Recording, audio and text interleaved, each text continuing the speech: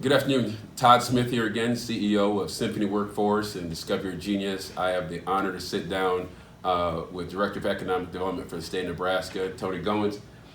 Tony is not only someone I respect and admire for your past as being a C-suite leader in this country, for taking on the challenge when asked by the governor to come aboard and help this great state with economic development. But I've seen your choices personally, right? You chose an amazing wife in Kim. You have outstanding kids that you pour into. So your love for people that pairs up with your understanding of business is second to none. We're lucky to have you helping our state. Well, it's an honor, Todd. I consider it service. I mean, service is important. So, and I feel the same way about you, man. Appreciate the opportunity to be able to sit down and have a conversation with you about workforce and economic development. Absolutely. So let's just jump right into it, right? Yes. So we all know that our nation's going through a struggle, right?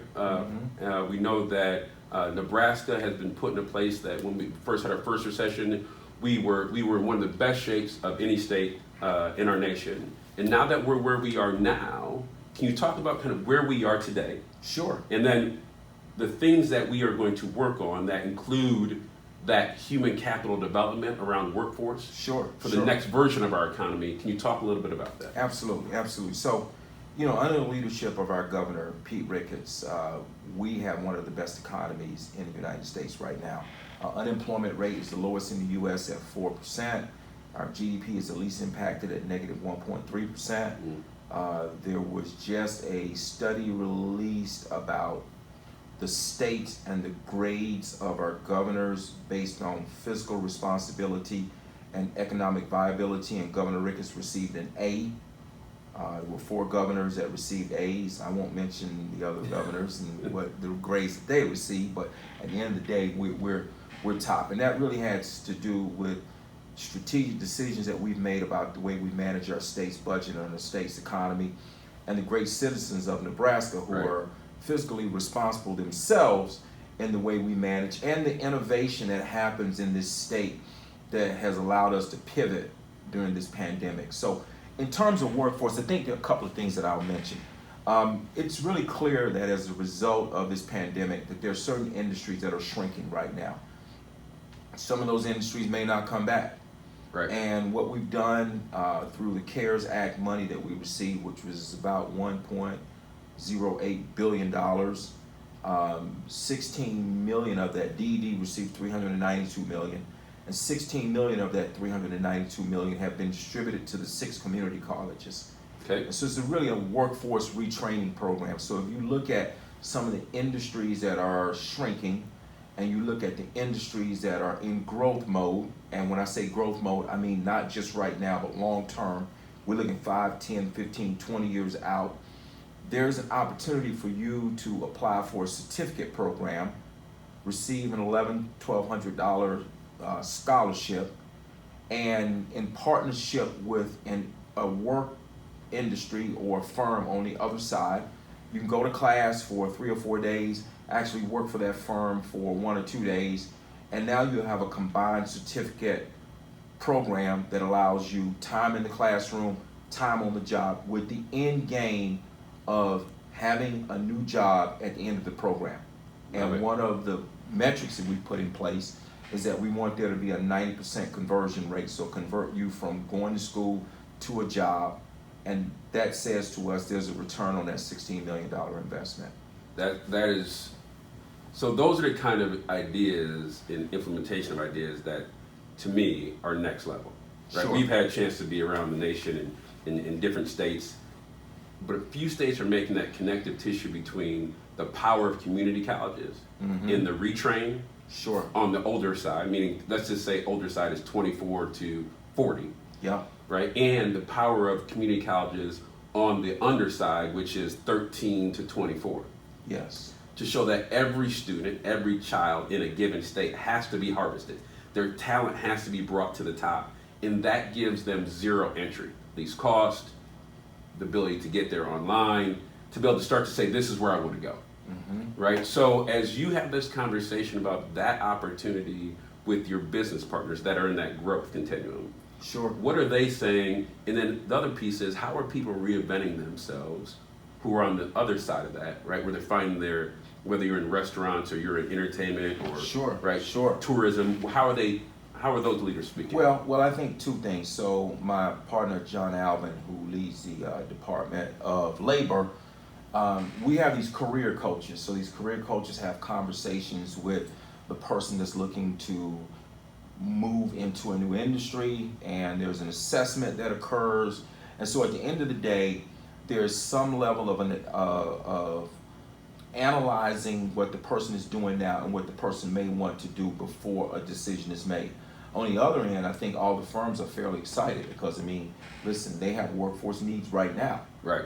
And so understanding they're going to get a newly trained citizen that has the opportunity to add value to their organization is a real value proposition. Absolutely. I think the other thing that I would mention is, and I'm pretty passionate about this, Todd, is that in order for us to really grow as a state, so our vision statement speaks to grow Nebraska. So when you talk about that, growth is not just about acquisition, it's about retention. Mm-hmm. And right now, that's a challenge for us. We have young people that are leaving our state and they're going to Chicago, Denver, Minneapolis, and Kansas City. Not so much right now because of this pandemic. I mean, that has somewhat helped from a retention standpoint. But long term, what our young people are saying is that these are places that have been actively recruiting them. Right. So to counter that, there's got to be a stronger connection between our collegiate system at the university level, at the state college level, and the business community. Mm-hmm. And so what does that mean? That means that we have to be more assertive and more intentional about real internships. Right. And these internships have to start earlier in the college career. Right. I'm seeing even freshmen, Right. real internships, give these kids real life experiences on the job, evaluate their performance, and as you keep them with your firm, there has to be a level of commitment to say, I'm going to hire this person and I'm not going to let them leave the state. Right. And even if at the present time you don't have an open position, at some point in time you will have an open position. Right. You got to find something for that talented young person to do, because our retention of students leaving the university system has to be strengthened. We got to keep that talent here in our state. Absolutely. You and I both, as Nebraskans, understand the importance of the Huskers, Mm-hmm. right, to this state. And That's so right. Scott Frost is not recruiting a kid just because he saw them as a senior in high school. That's right.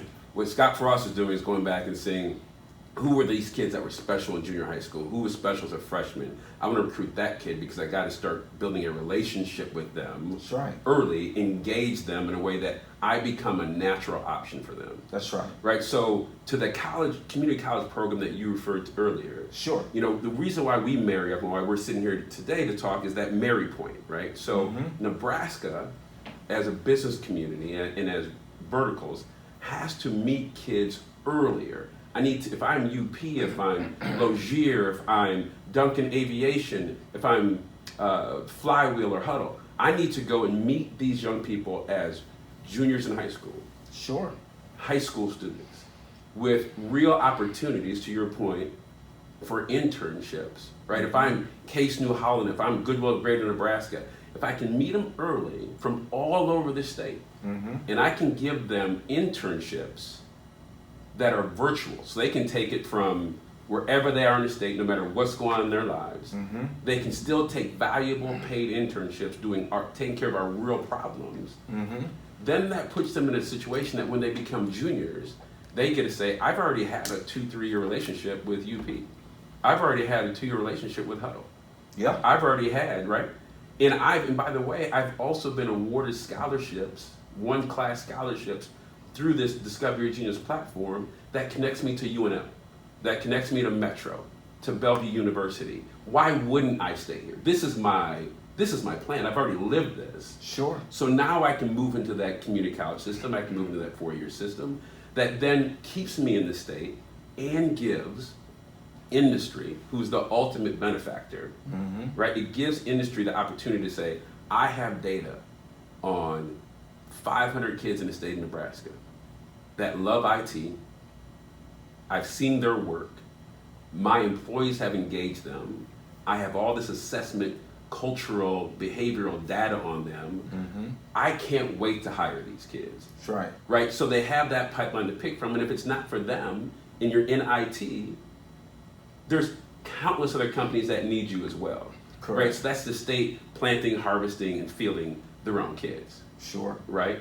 As you sit back and you look at the future of education as it relates to industry, where's that natural bent now? Because we started to talk about in the community college, is it more of that hands-on model? Is it more of that experiential model, that internship that industry is asking for? Or is industry looking for scale on different topics? Hey, we need these kids to learn different things while they're in school. Does that make sense of the question? Yeah, I think it's a blend of both. Okay. I think, kids need to learn a variety of topics, but I do also think that what industry is saying is, listen, there needs to be some level of hands-on for that student while they're going through the educational process, because at the end of the day, what you want is that person to graduate from college, and when you start thinking about productivity, you use the term FTE, which is full-time equivalent. How productive is that person as soon as they come out of a training system and they actually hit the floor to start doing the work? Right. And if there is a level of training coming out of college and then moving into the firm itself, and you can shorten the period of acclimation, then you get them into a state of productivity a lot faster. Right. And so if I'm a kid in college right now and I'm learning real world experiences, then that's going to shorten the amount of time that I acclimate to the new firm, and it's going to add value a lot faster. But what the kid also gets is, while I'm in school and I'm studying, listen, here's a real world situation, a real world problem. Now here I'm in school now, let me get the academics and process and procedures around the way you solve this real world problem. So right. It's really a great marriage. Absolutely. When you have more of a hands-on in the educational system.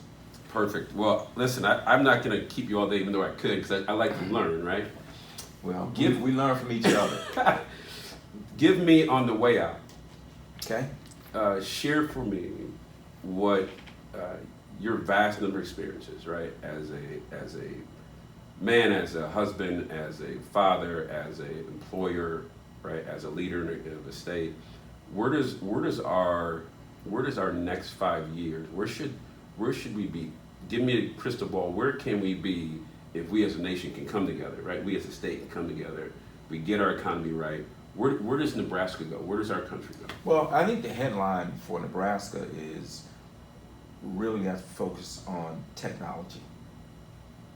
We've got a real opportunity. We've got a great tech infrastructure here.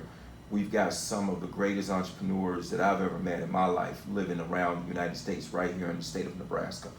We've got a great university system, great innovation campus. We've got the Nebraska Tech Collaborative. We've got a framework for great technology right now. Now, under the technology umbrella, we've got wonderful business disciplines and a great workforce to support those disciplines.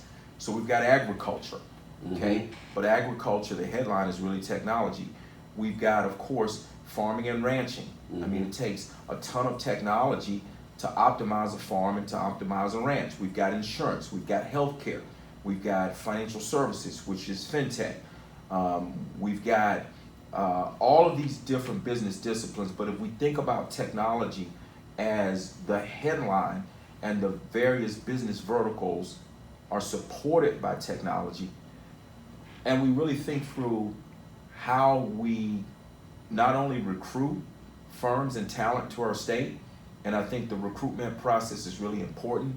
You're going to hear me talk a lot about recruitment of talent from all ethnicities, Mm-hmm. HBCUs, all around the country. Right. This is a welcoming state, but I think technology is really the key. And I think the second part of that is continuing to really build on our relationships, because relationships really do matter. Relationships really matter in the Absolutely. state. And when you build on those relationships, you're 1 or 2 degrees of separation away from somebody that can support building your dream or support leveraging your brand and what you're trying to do.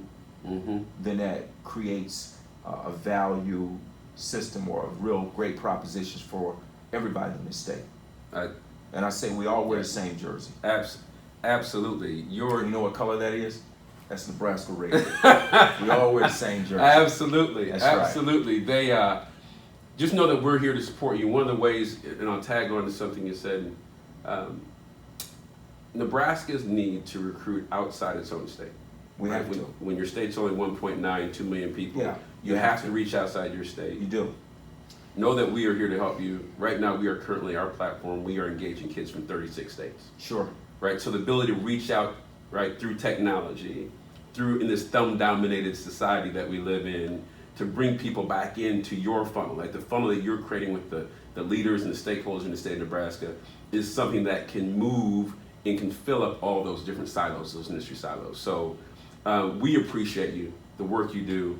I appreciate you personally as a mentor and someone that I look to for guidance. So we thank everyone for paying attention to the great man, Tony Goins, and we will talk to you soon.